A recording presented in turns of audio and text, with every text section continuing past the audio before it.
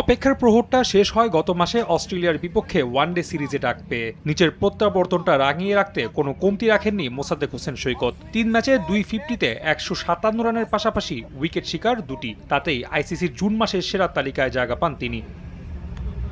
অবশ্য এই performance Zimbabwe টেনে আনতে পারেননি মুসাদ্দেক। প্রত্যাশা পূরণে ব্যর্থ হয়ে 2 ম্যাচে ব্যাট হাতে করেছেন মোটে 10 রান। তবে টি-20 সিরিজে ঘুরে দাঁড়াতে আশাবাদী এই টাইগার অলরাউন্ডার। ওয়ানডের ব্যর্থতা পেছনে ফেলে ঘুরে দাঁড়াতে চান টি-20-তে। এক্সপেকটেশনস তো নিজের উপরে অনেক হাই।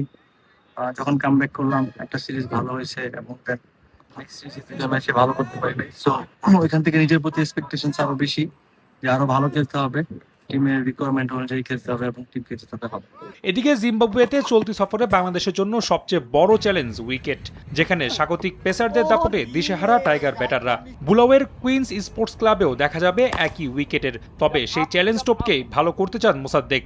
ব্যক্তিগত সাফল্যকে ছাপিয়ে অবদান রাখতে চান দলের জয়ে। হারারে থেকে একটু ডিফারেন্ট কন্ডিশন এখানে, সো অবশ্যই এখানকার বাতাসটা একটু বেশি। অবশ্যই নিজের লক্ষ্য থাকবে, যখনই কিনা সুযোগ পাবো খেলার, ম্যাচ খেলার, ওই সময়টাতে চেষ্টা করব নিজের যে ইম্প্যাক্টটা টিমের জন্য রাখার এবং সেটাতে যেন টিম জিততে পারে। সবসময় সেটাই লক্ষ্য থাকে এবং ব্যক্তিগত লক্ষ্য বলতে এটাই আমার ব্যক্তিগত লক্ষ্য, যে টিমকে জেতানো এবং টিমের যখন যে রিকোয়ারমেন্ট, যে দরকার, ওই সময়টাতে যেন আমি নিজেকে মেরে ধরতে পারি। হারারেতে টেস্ট ও ওয়ানডে সিরিজ হারের ক্ষত নিয়ে বুলাওয়েতে টি-20 খেলবে টাইগাররা। সর্বশেষ 2013 সালে মাঠটিতে টি-20 খেলে দলটি, যেখানে সমান একটি করে জয় ও পরাজয়। সেই মাঠেই নিজের টি-20 প্রত্যাবর্তনটা রাঙিয়ে সিরিজ জয়ে নজর মোসাদ্দেকের। রাফি আমিন, সময় সংবাদ।